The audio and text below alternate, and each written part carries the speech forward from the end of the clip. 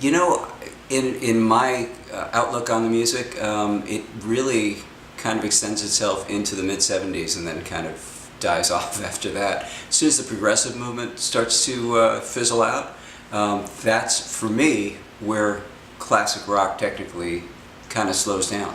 Because I think as a complete genre, production-wise, musicianship-wise, creativity, everything then was kind of mostly blues-based. Even if you listen to a lot of even Genesis and Yes, you listen to a lot of the things they were doing, those were still steeped in some kind of a blues motif, even though they kind of took it a little further out and they introduced elements of jazz and esoterica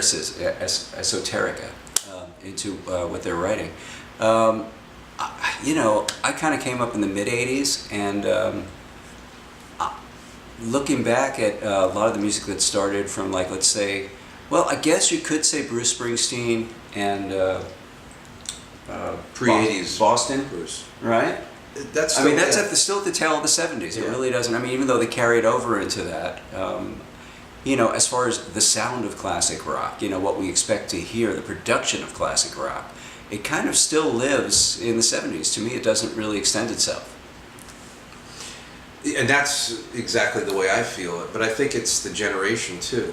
When you were born and the demographics of your music, and to me, the '80s is not classic rock. It kind of, but maybe that was because it was my generation of actually starting to really play in bands and playing out live and creating my own music. So for me, classic rock has always been '60s and '70s. People still believe in the power of rock and roll music. Hey, thanks for watching. My name is Daniel Sarkisian. I'm an independent filmmaker from Toronto.